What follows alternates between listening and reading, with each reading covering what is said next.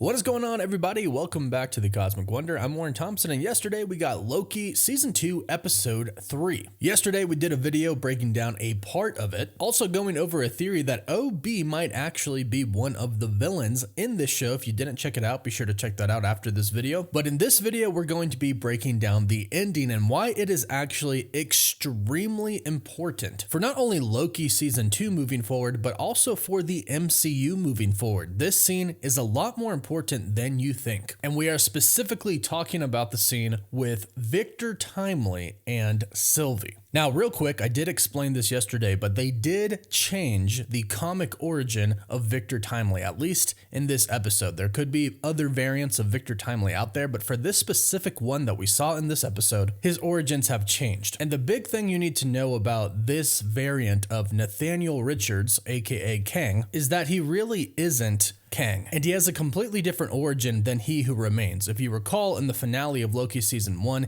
He Who Remains stated that him and the other variants were actually born and lived in the 31st century, and that is where they discovered the multiverse and time travel, etc. Then that's when the war started. Then He Who Remains harnessed Alioth's power and defeated the others, made the TVA, made the Sacred Timeline. That was all way in the future, and that has nothing to do with the early 1900s where we find Victor Timely. Plus, in the comics, Victor Timely is Nathaniel Richards, the main one. He starts off in the 31st century, goes back to ancient Egypt, becomes Rama-Tut, gets defeated, and eventually goes back to Earth in the 1900s, calls himself Victor Timely, and essentially starts to rule over a town and a city, and he becomes extremely rich. As you can see, this is not the same case for the Victor Timely that we see here. This Victor Timely has not time traveled yet and was actually given the TVA handbook by Ravonna Renslayer. So it's very important to note the difference between this Victor Timely and the comic Victor Timely and this Victor Timely and He Who Remains. They are not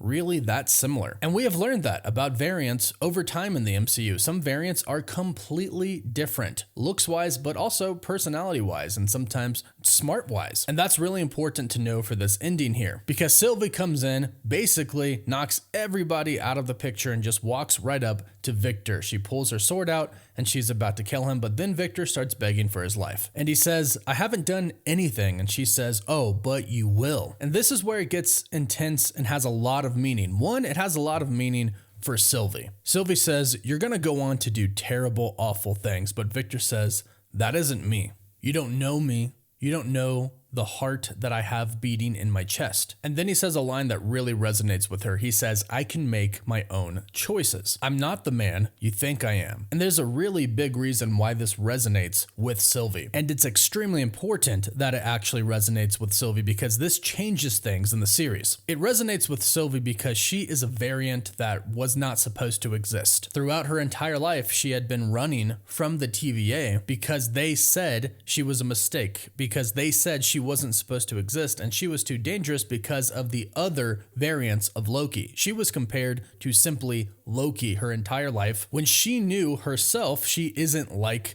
the other Lokis. She isn't like our main Loki. So she knows firsthand that variants can be different, that they don't all have to be the same, and most importantly, the biggest thing for Sylvie is free will. So when he says, "I can make my own choices," that really hits her because that's what she's all about right now. She wanted to give everybody free will. So she believes that maybe he isn't the monster that will become He Who Remains. Maybe he actually is good and is capable of making his own good decisions. She realizes this and ultimately says, "Get him out of here." But the last thing she says after Victor goes through the time door and right before Mobius and Loki go through, she says, "Don't make me regret this." And from here on out, Sylvie's beliefs have changed. Before, she hated the TVA, wanted it burned to the ground, said it was the problem, but now she's actually giving the TVA a chance. She is letting Victor Timely go with them back to the TVA so they can save the TVA because she believes that this Kang variant might be alright, might be good. So now in Loki Season 2, we are dealing with a different Sylvie, one that hopefully from here on out is going to start to work with Loki. So this is a huge pivotal point for the series, for this episode, and there's another reason why this scene is so important and it will have an effect on the MCU's future in general. We'll talk about that in just a bit. But first, big thank you to HelloFresh for sponsoring this video. Many of you may know that I personally use HelloFresh and I love it. It makes cooking fun, easy, and it's affordable. And that's why it's America's #1 meal kit delivered straight to your door. And you might not know that they actually have seasonal recipes. Right now, since it's summer, they have their new Fresh and Fit summer menu. So if you're trying to get that beach bud, but you're also trying to eat really great tasting food, it's perfect for you. Right now, it's peak time for summer produce, and HelloFresh makes sure you get all the best picks all season long. Their ingredients travel from the farm to your door in less than 7 days for quality you can taste. If you are trying to impress your friends this summer by doing some cooking for them, HelloFresh makes it super simple. They give you all of the ingredients and tell you exactly how to make each meal. And the best part is right now, if you go to hellofresh.com/50cosmic, you can use code 50cosmic for 50% off plus free shipping. That's hellofresh.com/50cosmic and use code 50cosmic for 50% off your order and free shipping.